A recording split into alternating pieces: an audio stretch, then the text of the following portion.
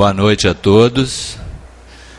Mais aí uma excelente oportunidade para a gente ouvir bons conselhos, né, bons destaques da nossa doutrina, para a gente ir refletindo, para que a gente tenha aí, possa fazer melhores escolhas e, consequentemente, dar passos mais decididos, né, e decisivos no nosso crescimento em busca da nossa perfeição.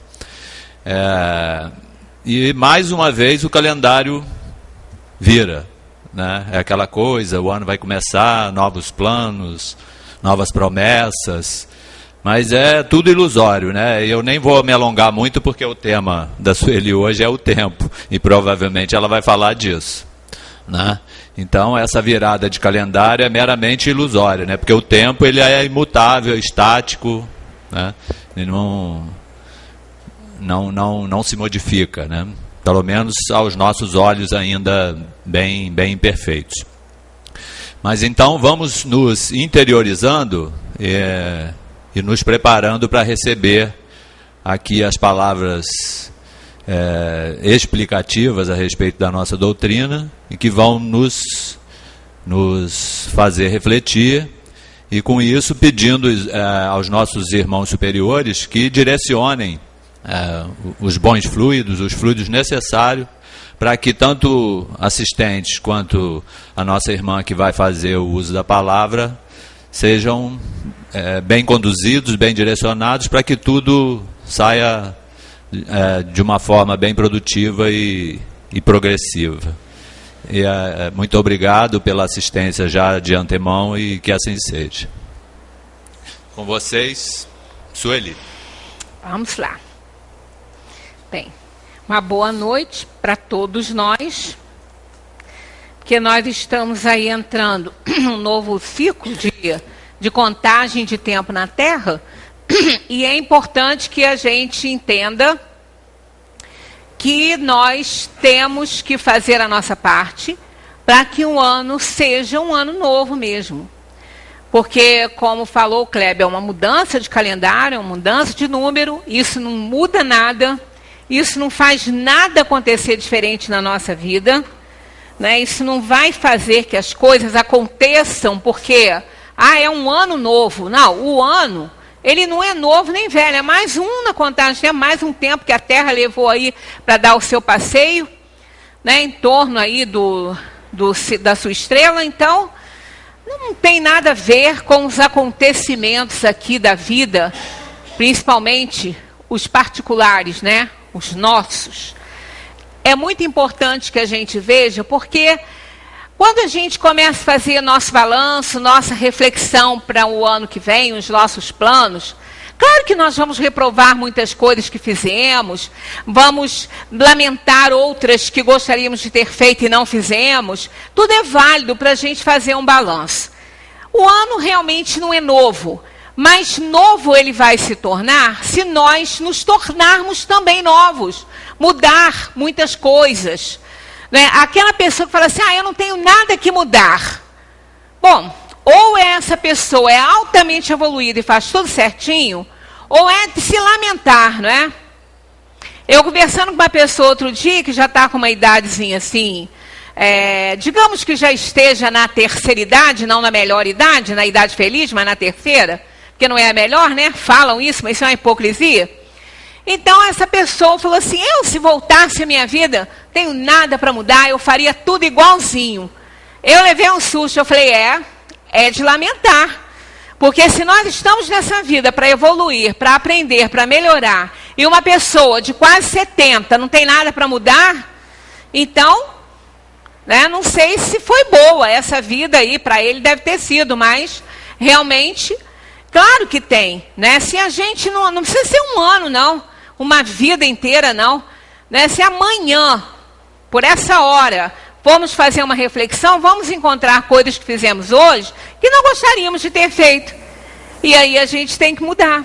Então o ano só será novo se realmente nós nos tornarmos novos, né? Nós precisamos mudar muitas coisas na nossa vida. Não resta dúvida. Bem, o tempo não volta atrás, o tempo não retorna. Isso é uma das coisas que a gente tem que ter muito cuidado para a gente não perder. A nossa vida na Terra, ela nunca a gente consegue o primeiro slide aqui, né? Não sei, tem que dar uma olhadinha nisso aqui, que tem alguma coisa errada nisso, né? Porque a gente não consegue passar o primeiro slide. Sei por quê. O primeiro pula.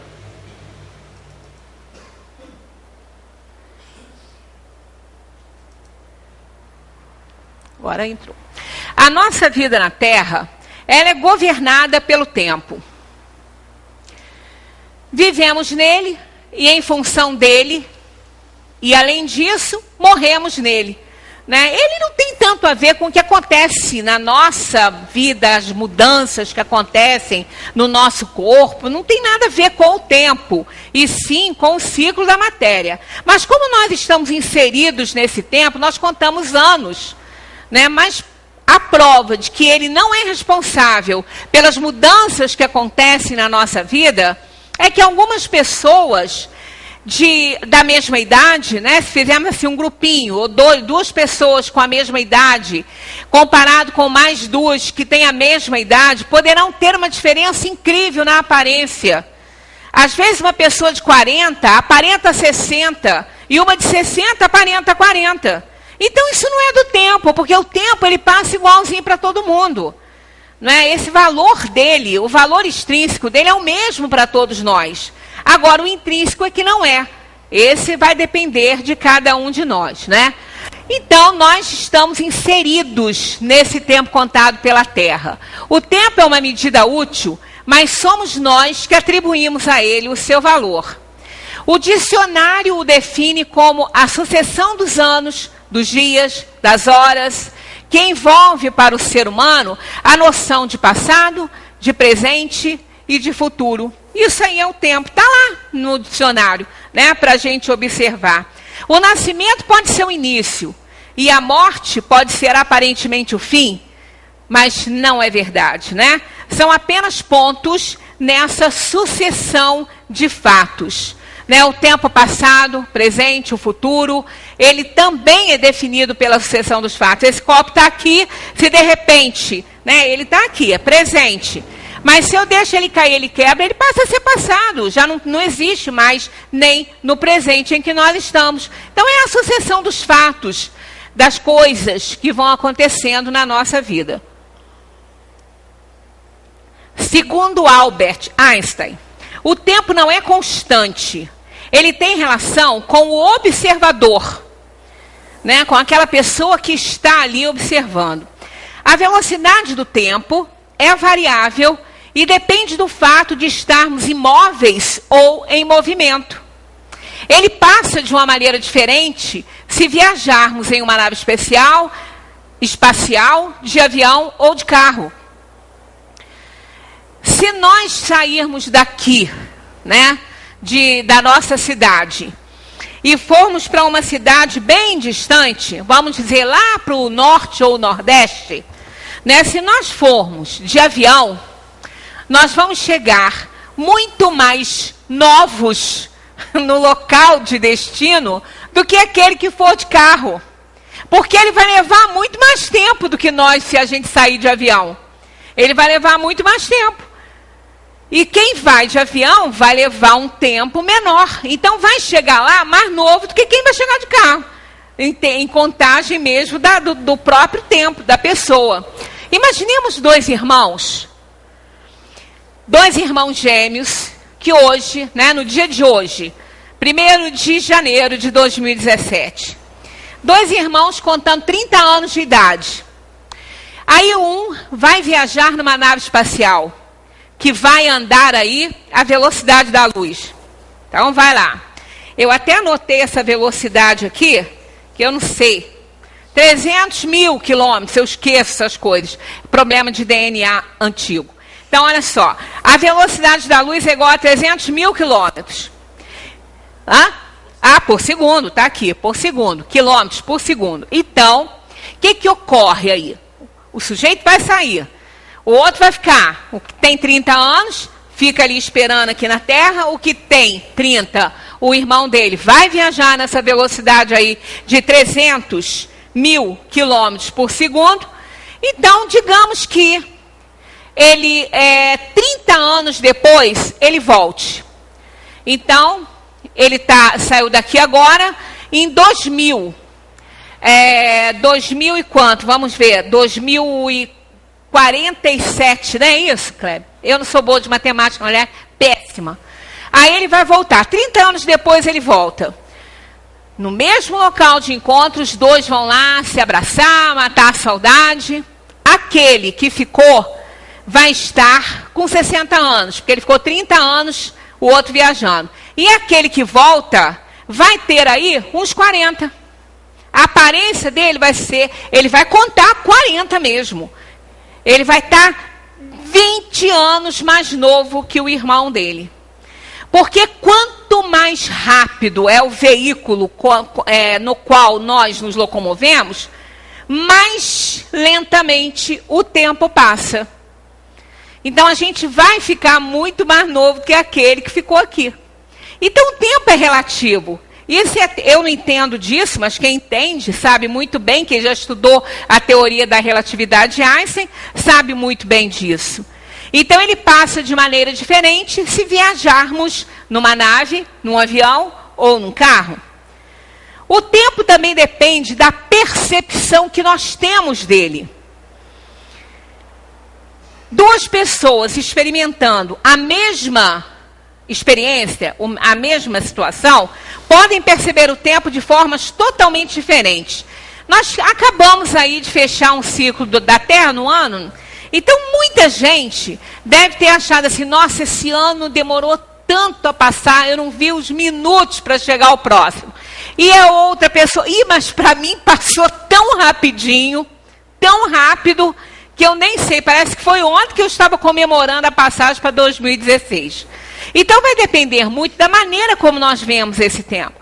Se uma pessoa está vivenciando algo que lhe dê muito prazer, que lhe agrada muito, vai passar muito rápido o tempo para ela. Todo mundo fala que os bons momentos passam muito rápido. Né? E aquela outra que está vivenciando algo ruim para ela, não passa o tempo. Né? A gente fica contando os minutinhos e parece que aquilo ali está... Né? O tempo parece que parou no meio aí para a gente. Então, isso vai depender muito da maneira como nós vemos as situações, como essas situações nos afetam, ou para o bem ou para o mal. De uma maneira tangível, o tempo das pessoas não é igual. O que é igual é o tempo real, mas das pessoas individualmente não. Cada um experimenta a vida de um modo diferente, porque o valor do tempo depende da percepção de cada um, né? Da percepção de cada criatura.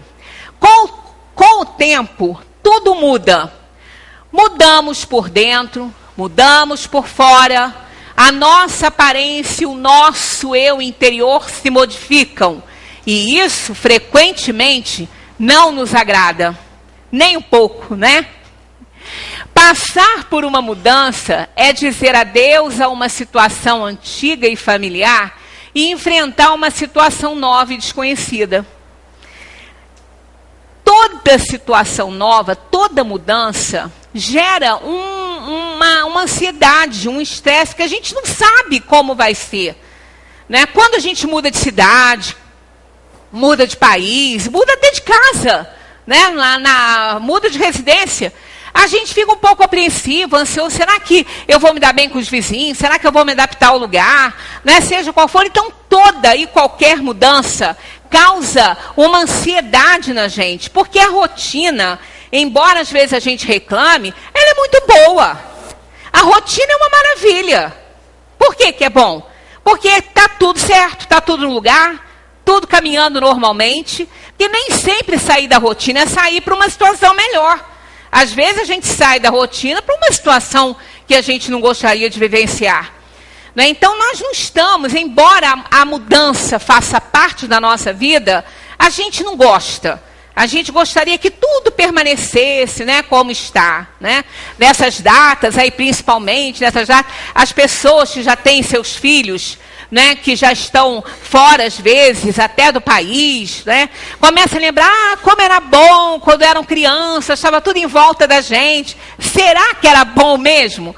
Porque também tinha esse lado bom, mas tinha também outras situações, aconteciam outras situações que também causavam muita ansiedade na gente, né? Então, cada situação tem o seu prazer, né? Tem a sua glória aí.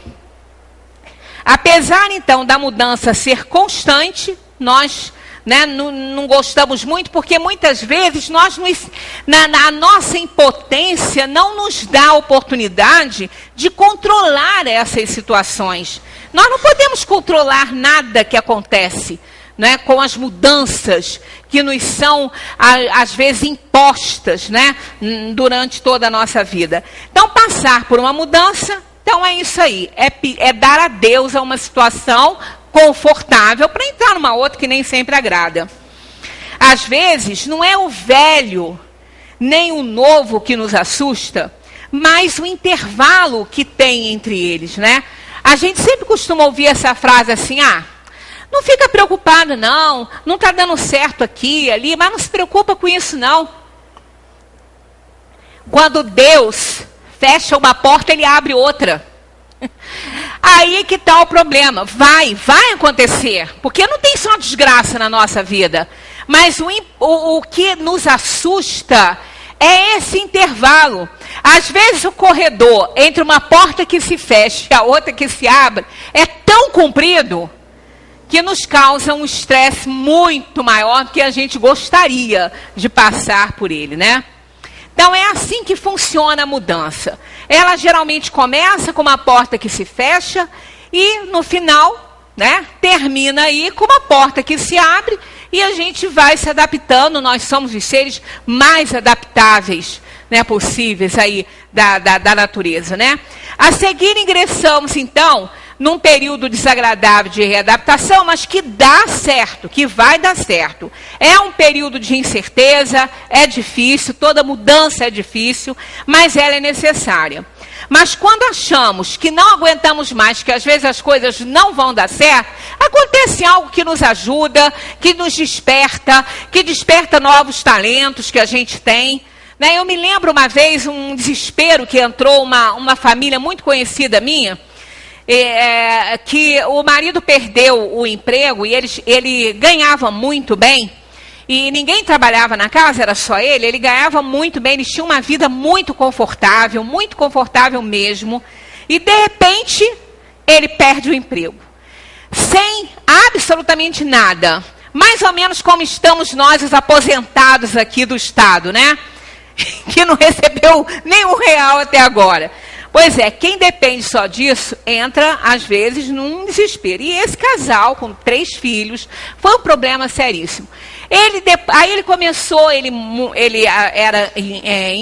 é, né, engenheiro, e desenhava muito bem. Ele começou a desenhar, começou a fazer uns trabalhos maravilhosos. E, olha, ele começou, aí a mulher descobriu que também sabia fazer alguma coisa nesse sentido. Eles começaram a vender muito, né? Ele trabalhou muito com heráldica também. Foi um espetáculo. Olha, eles ficaram numa situação melhor do que aquela que eles tinham anterior com o trabalho dele. Então isso aí, a mudança gera problemas, mas gera também oportunidades valiosas da gente descobrir muita coisa boa. A nossa idade, é o nosso tempo, é a memória que possuímos, não é o que hoje somos, né? Nós somos o somatório das nossas experiências, todas, desde que nascemos. Quando nos dizem que não aparentamos a idade que temos, significa basicamente que a pessoa não se encaixa nos padrões daquela idade. É o que a gente conta, não é por conta do tempo isso. Né? É o ciclo da matéria, né? Que obedece aí aquele germinar, aquele nascer, aquele crescer, e depois viver e depois morrer. Então, isso a matéria obedece a esse ciclo, mas todas as pessoas não estão nesse valor extrínseco, não só do tempo, quanto também dos ciclos da matéria. Então, as coisas podem ficar muito diferentes. Isso tudo é muito relativo. Isso me faz lembrar uma vez que eu peguei um taxista lá no Rio. Isso já tem bastante tempo, deve ter aí uns 10 anos mais ou menos que a gente teve essa conversa. Hoje ele já não pensaria mais assim, talvez há 10 anos atrás ele pensasse. Começamos a conversar e eu ainda falei com ele, falei, olha, isso é um desespero, né? Esse dirigir com esse trânsito horroroso, com essa insegurança de a qualquer momento ser assaltado. Ele falou, isso aí é um problema, eu não estou há muito tempo nesse trabalho não, mas eu já ando meio assustado. Eu falei, poxa, eu conheci o melhor do Rio. A gente podia andar de madrugada, não tinha nenhum estresse, não tinha assalto, não tinha nada disso. E eu adorava andar de bonde, era tão bom. Eu saía da casa de uma tia que eu tinha de madrugada, a gente pegava o bonde, eu com a minha avó. Era tão gostoso o Rio naquela época. Ele me ouviu falando isso aí, a gente estava parado no engarrafamento, ele olhou para trás assim e falou assim, a senhora é do tempo do bonde? Eu falei, sou. Eu era criança, tudo bem, eu era criança. Mas eu andei muito de bonde aqui no Rio de Janeiro. O homem ficou assustado. Hoje talvez ele não ficasse mais, mas há 10 anos ele ficou. Quando eu falei que eu era do tempo do bonde. E realmente eu andei muito de bonde e adorava andar de bonde. Mas aí a gente não pode culpar o tempo das modificações que acontecem aí na nossa organização física, não. No entanto, por mais que nos pese a mudança, a maioria de nós não desejaria voltar atrás, porque isso significaria voltar a viver a confusão e a insegurança daqueles anos passados. Quando nós tínhamos os nossos filhos pequenos, aqueles que já estão aqui com seus filhos formados e já fazendo a própria história, lembra muito bem como também passou momentos difíceis, são as doencinhas infantis, são as inseguranças, em escola, é aquele monte de coisa, que tem aí no pacote de uma família que está aí criando os seus filhos. Então, é tanto estresse, será que realmente a pessoa ia querer voltar? Só para ficar lá com a filharada toda debaixo da asinha, voltar a viver tudo aquilo, eu falo por mim, eu não gostaria. Cada fase da sua vida tem seu encanto, tem seu prazer, E o objetivo de todo pai e mãe que tem lá suas crianças ali se desenvolvendo é vê-los adultos, formados, com família constituída, felizes. Então, por quê que a gente vai querer voltar a um tempo onde a ansiedade era maior do que tudo com relação a essas crianças, que nós temos como presente aí de Deus?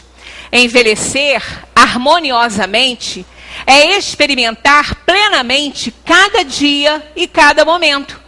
Quando vivemos plenamente a nossa vida, não temos vontade de voltar atrás.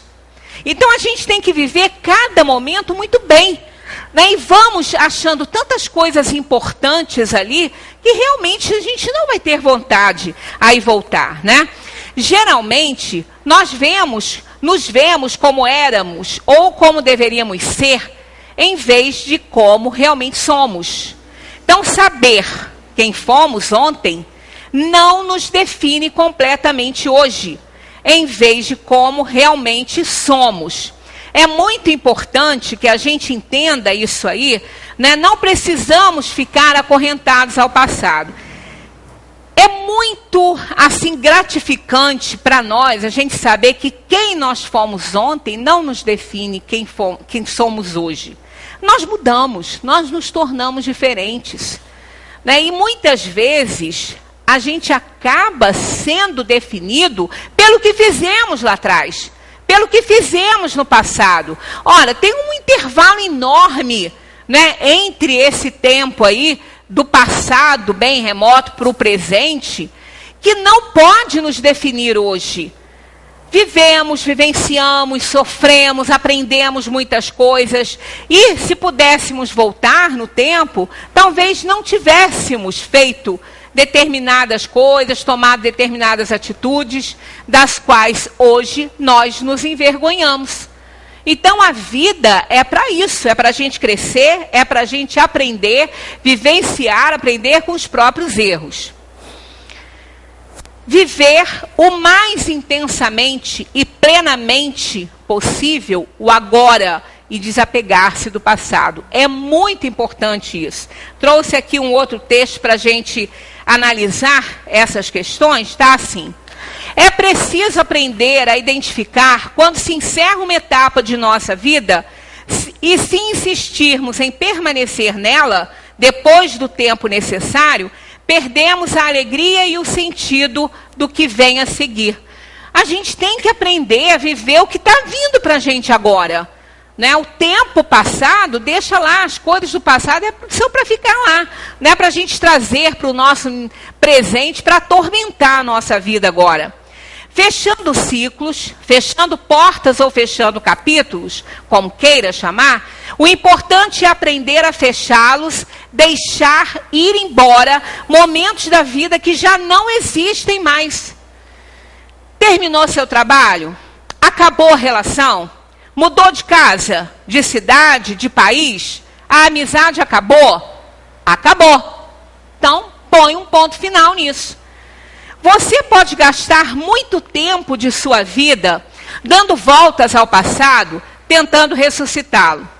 O desgaste será imenso, porque eu, você, amigos, filhos, irmãos, estamos todos destinados a fechar capítulos, virar páginas, terminar etapas ou momentos da vida e seguir adiante. Todos nós temos que fazer isso. O que aconteceu, aconteceu. O passado, passou. Não espere que o devolvam. Não vai acontecer, o tempo não volta. Não podemos ser filhos eternamente, nem adolescentes para sempre, nem empregados de empresas fantasmas, nem podemos manter vínculos com quem não tem mais nada a ver conosco. Os acontecimentos e as pessoas passam por nossa vida e temos que deixá-los ir. É certo que tudo que passa por nossa vida tem seu valor e deixa sua marca. Mas é preciso também desocupar o espaço do passado. Perdão, me perdi aqui. Mas é preciso também desocupar o espaço do passado para que o presente possa existir e para que o futuro seja construído. Se você anda pela vida deixando portas abertas, situações não resolvidas, nunca poderá desprender-se, nem viver o hoje com plenitude, como ele deve ser vivido. Casamentos, namoros ou amizades que não se fecham, possibilidade de regresso a quê? Necessidade de esclarecimentos, palavras não pronunciadas, silêncios, para quê? Aprenda a perceber e a encerrar aquilo que já se foi. Fazer a faxina emocional e arrumar o espaço das gavetas do futuro para o novo. Eis a receita do bem-estar. Você já não é o mesmo que foi há 1 minuto atrás. Que dirá há 2 dias, 3 dias, 1 ano. Portanto, não desperdice seu tempo. Ele é um bem precioso demais para ser perdido. Feche a porta, vire a página, mude o visual, renove-se. Você nunca será o mesmo e nem o mundo à sua volta, porque a vida nunca fica no mesmo lugar. Faz bem à saúde, cultivar amor por si mesmo também, desprender-se do que já não faz parte do que você se tornou hoje. Lembre-se de que nada, nem ninguém nesse mundo é indispensável ou insubstituível. Às vezes é preciso viver algum tempo com o que dói, mas deixe-se ir e aprenda a se desprender. Isso o ajudará definitivamente a seguir em frente e em paz consigo mesmo. E isso faz parte do aprendizado da vida. Então é muito importante fechar ciclos. Né? Nós estamos aí fechando um ciclo de tempo da Terra, mas que importa também para nós. Né? O nome janeiro, primeiro mês do ano, a Ângela lembrou muito bem que nem sempre janeiro foi o primeiro mês do ano. Não é? Nós o conhecemos assim. Mas o primeiro mês do ano era março. Era dia 1º de março que começava o ano. Depois, Júlio César instituiu um novo calendário e colocou aí como sendo assim, e colocou janeiro, e fez uma imagem, em homenagem a Jano, que é um deus romano, que tem duas faces. Uma olha para o passado e outra olha para o presente. A que olha para o passado tem uma chave na mão, e a que olha para o presente tem uma varinha de condão. Talvez para nos convidar mesmo a renovar, a fechar ciclos, a abrir espaço para um novo chegar, porque senão a gente não se modifica e vamos ficar sempre velhos, né? Examinar o ano que finda para fazer melhor o ano que inicia. Mas esse é um grande desafio nosso, muito grande. Viver plenamente o momento presente. Saber que neste exato momento, este exato momento contém todas as possibilidades de felicidade, de amor, que é o que nós podemos agir, o que nós podemos mudar, porque ninguém muda o passado e o futuro ainda não veio, né? E não perdê-lo por estarmos presos ao passado ou antevendo um futuro que a gente não sabe o que está reservado para nós. A gente costuma também se preocupar muito com o tempo que a gente tem para viver. Ah, mas tomara que eu tenha muito tempo na Terra. A gente conhece pessoas que tiveram tão pouco tempo. Isso não importa. O que importa para a gente é a gente fazer bastante com o tempo que a gente tem. Porque não adianta ter muito tempo também e não fazer nada. Eu trouxe alguns exemplos aqui, ó. Beethoven tinha 57 anos quando morreu. 57 anos é relativamente jovem, ainda mais hoje na expectativa de vida que a gente tem, né? 57, olha quanta coisa ainda podia fazer, né? Mozart, 35 aninhos só. Joana d'Arc, menos ainda, 20 anos. Há quem diga que eram 19, ia fazer 20. Quando ela foi queimada na fogueira, e olha o que ela fez, né? Olha a vida de Joana d'Arc, olha o que ela fez com 20 anos, até 20 anos. Castro Alves morreu com 24, só 24 anos, deixou uma obra maravilhosa. Olha quanta coisa, né, ele viveu.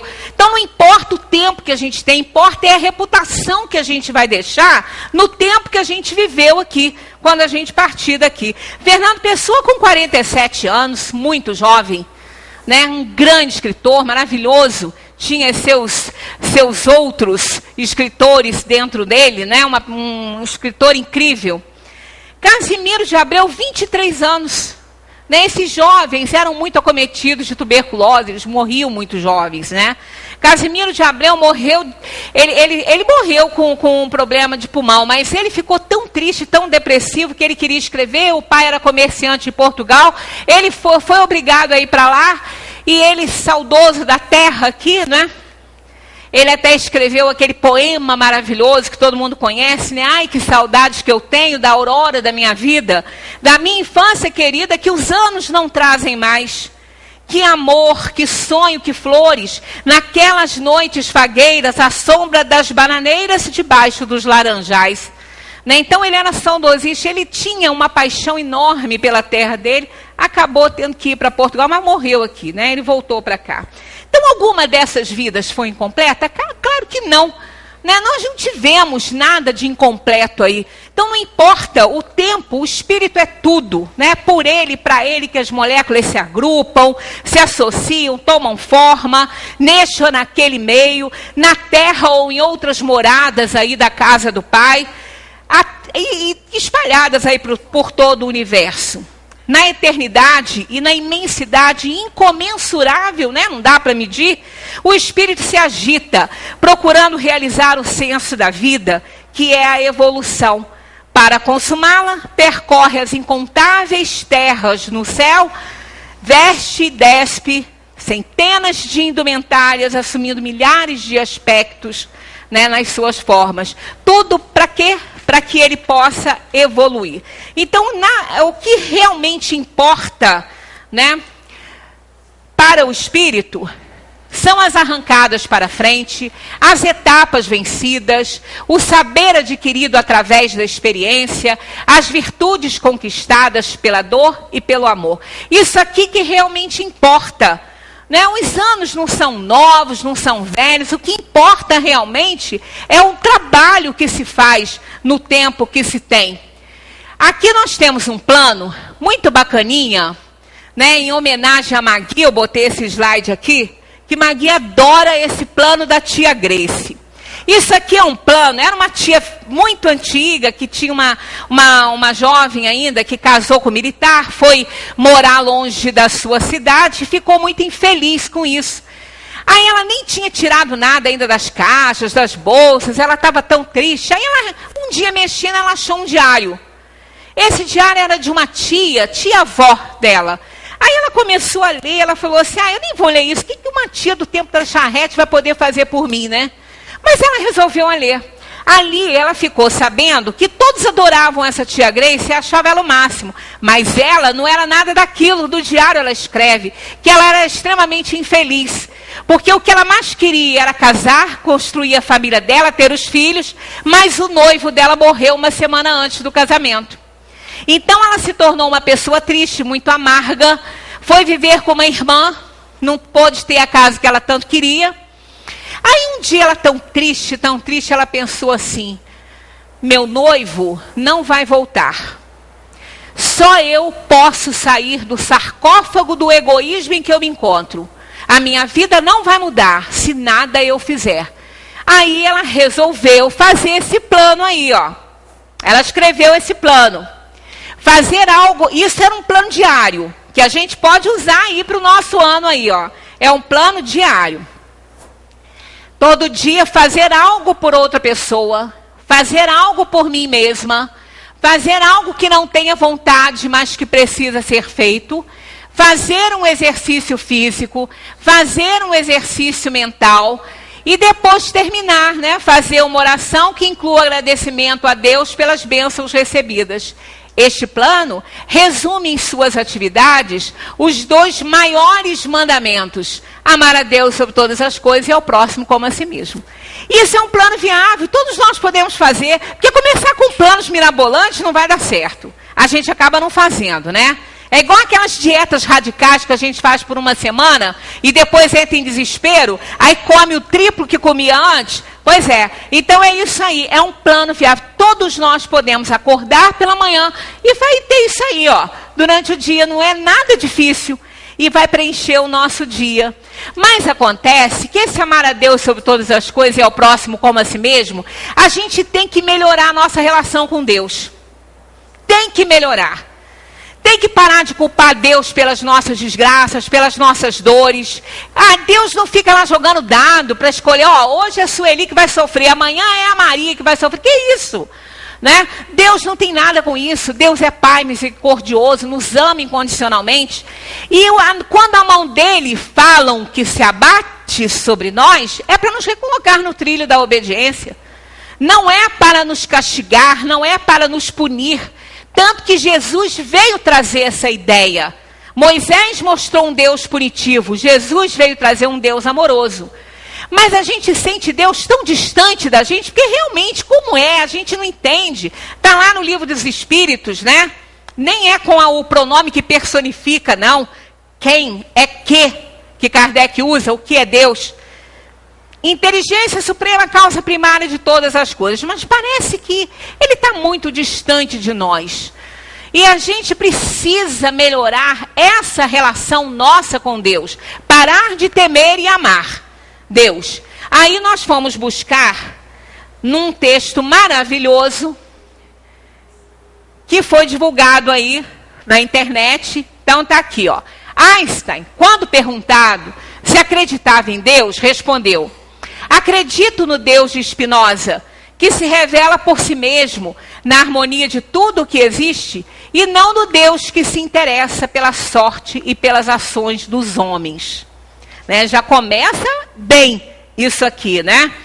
E aí nós vamos ver que o Deus de Spinoza está muito dentro do Deus que a doutrina espírita nos ensina.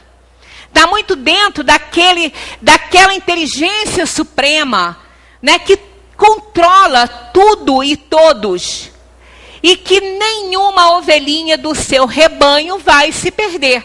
Mas a gente precisa compreender, entender isso aí. Né? Os mais ortodoxos devem achar esse Deus de Spinoza um horror, né? Mas não é não. Nós vamos analisar. Não vai dar para a gente analisar aqui muito, mas depois vocês vão receber essa cópia.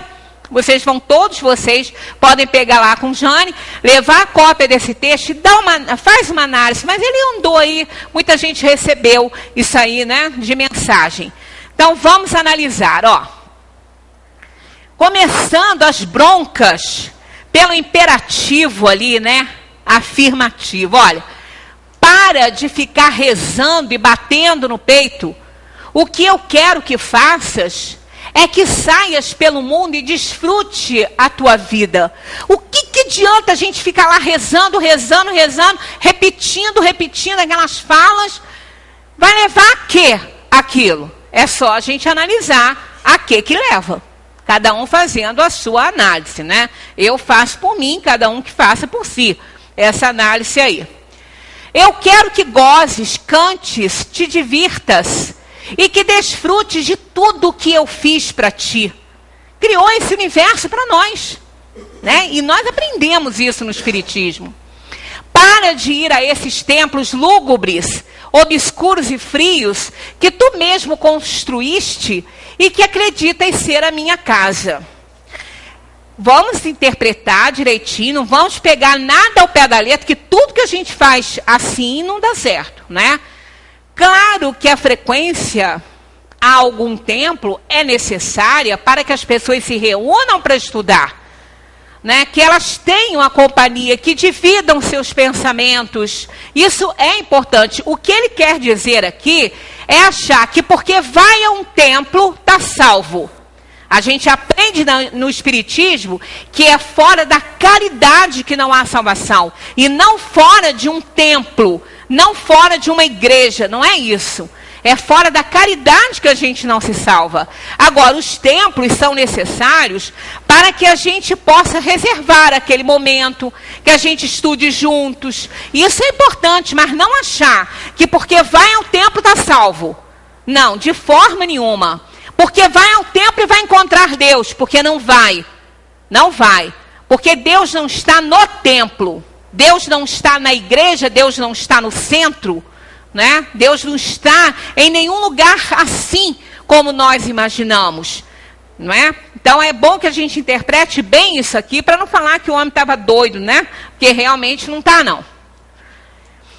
Minha casa está nas montanhas, nos bosques, nos rios, nos lagos, nas praias. Aí é onde eu vivo. E é aí que expresso meu amor por ti. Olha que lindo isso, né? Porque toda a criação, ele fez para nós, para todos nós, para principalmente o ser humano, que foi feita a sua imagem e semelhança no poder de amar. Nos deu o livre-arbítrio para que a gente pudesse se desenvolver, né? Então, ele adaptou isso tudo a nós.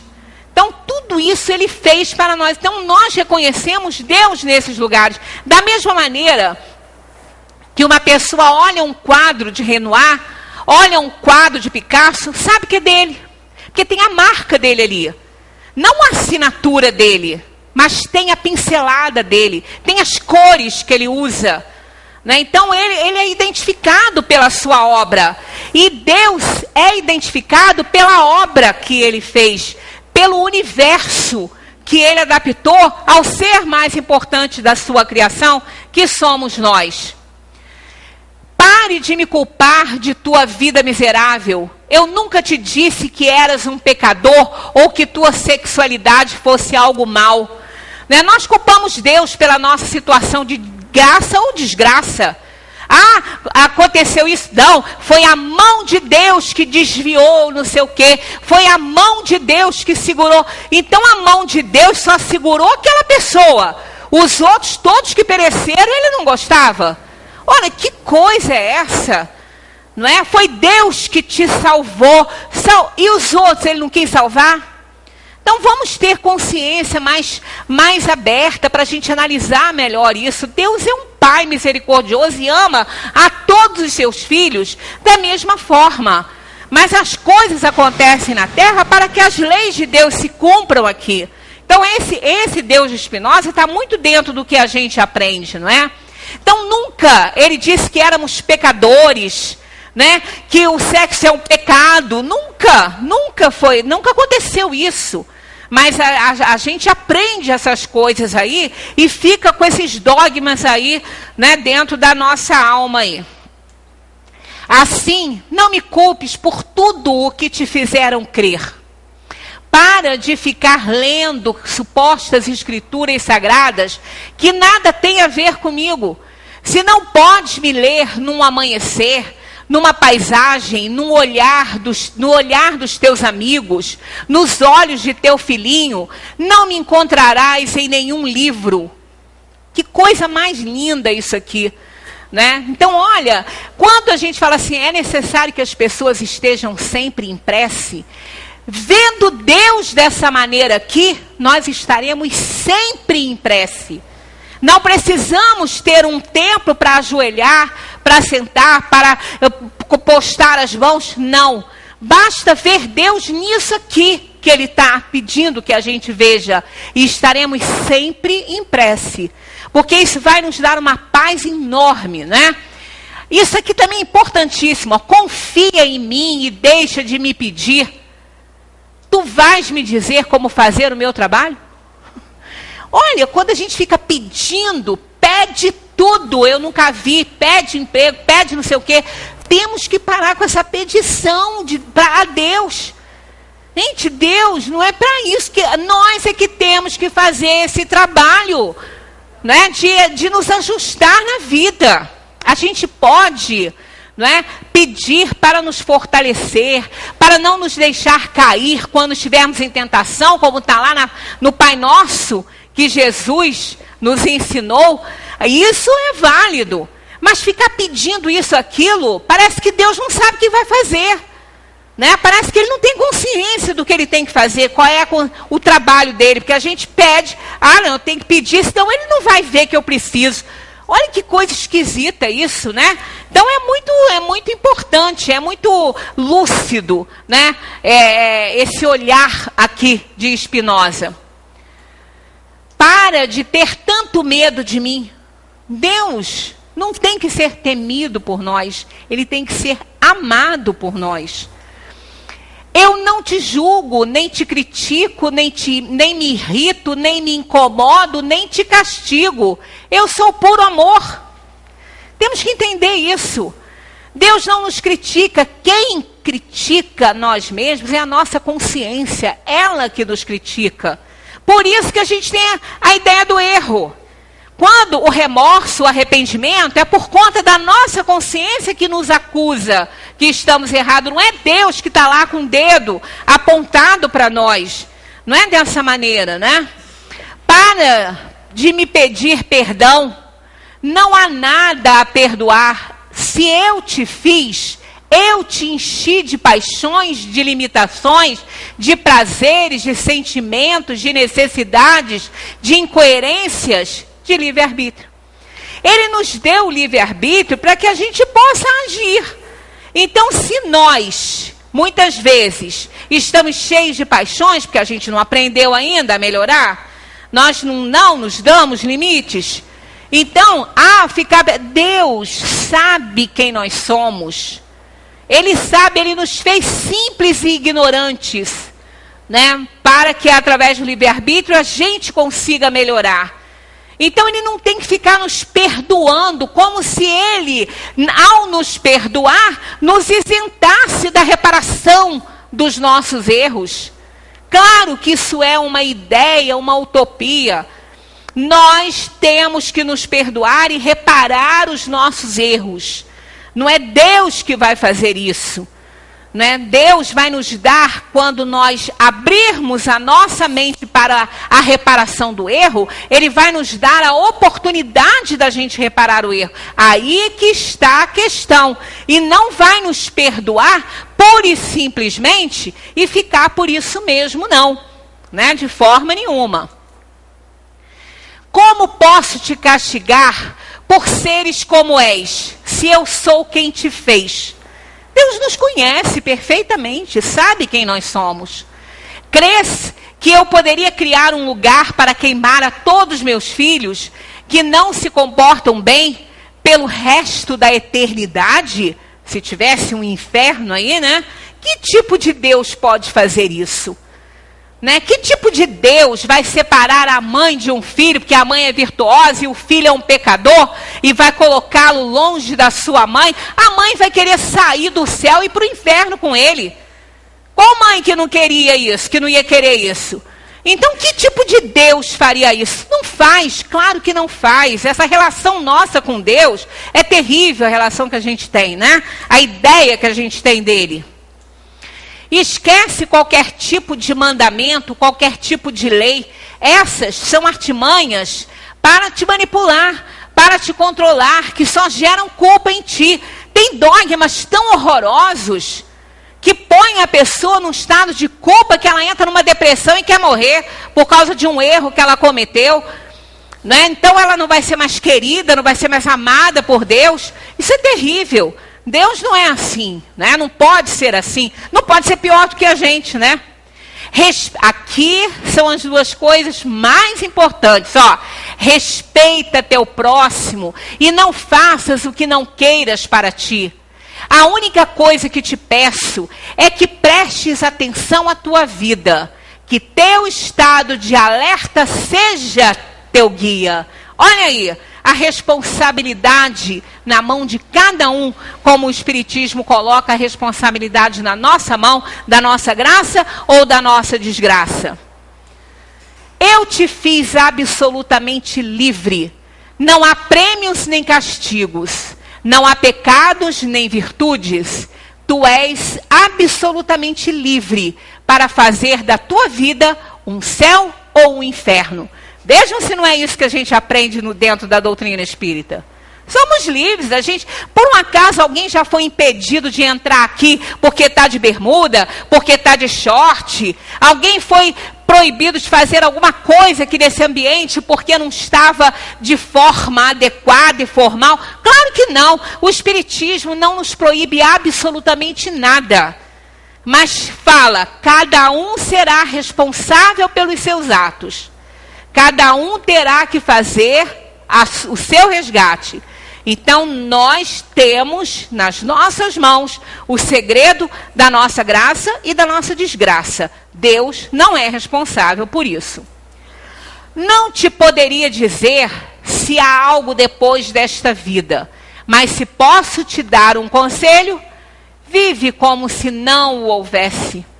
Como se esta fosse tua única oportunidade de aproveitar, de amar, de existir. Né? Lindo, muito lindo esse texto de Spinoza. Pare de crer em mim. Crer é supor, adivinhar, imaginar. Eu não quero que acredites em mim, quero que me sintas em ti. Olha que coisa mais linda isso. Crer. Gente, crer não leva nada. A pessoa, eu acredito, mostra que acredita. Não é porque aquele que crer sem sentir, não crê. Né? Tudo é uma questão física, lógica isso aí. Né? Eu não quero que acredites em mim, quero que me sintas em ti. Quero que me sintas em ti quando beijas tua amada, quando agasalhas tua filhinha, quando acaricias teu cachorro, quando tomas banho no mar. Olha como traz Deus para o nosso coração, como traz Deus para perto da gente, como estreita a nossa relação com esse Pai amoroso, misericordioso. Para de louvar-me.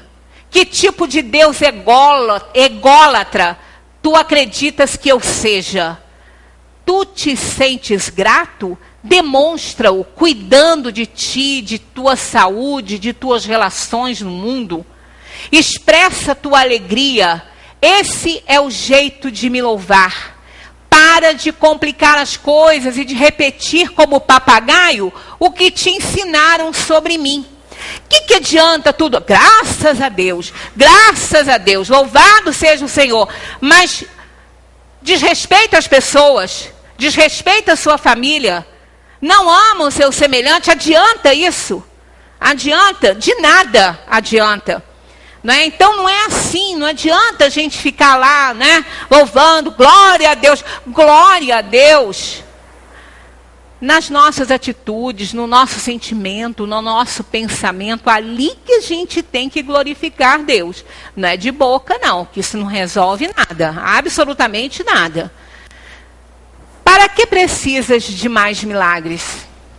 Para que tantas explicações? Não me procures fora. Não me acharás. Procura-me dentro. Aí é que estou, dentro de ti. Olha, essa visão de Spinoza é realmente maravilhosa. Né? Quando eu li isso, eu vi a doutrina espírita ali se desenrolando. Né? Porque o que mais me encantou na doutrina espírita, quando eu a conheci, foi essa visão de Deus. Foi trazer esse Deus para perto. Eu adoro dizer isso, que o Espiritismo devolveu Deus ao coração dos homens. E é real isso. A gente sente o amor de Deus em nós, a gente sente a preocupação de Deus, o cuidado de Deus em cada coisa que criou, em toda a sua criação, dos reinos da natureza. Não é? A gente percebe esse cuidado, esse carinho, esse amor. E quando se respeita e quando se sente isso, nós estamos em prece. A prece é a elevação dos nossos sentimentos e pensamentos a esse ser superior que tudo criou com perfeição. Então, que o nosso ano seja diferente nesse sentido, nesse aspecto. Vamos trazer Deus para perto de nós.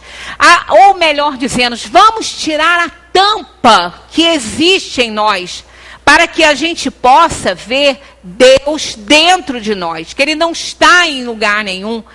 As Escrituras podem nos ajudar, podem nos despertar, mas nós vamos encontrar Deus, na verdade, dentro de cada um de nós. Tenhamos isso em todos os momentos da nossa vida, não só do ano de 2017, todos os outros que vêm por aí. Vamos passar a perceber isso, essa delicadeza, esse cuidado, esse amor incondicional que Ele tem por nós.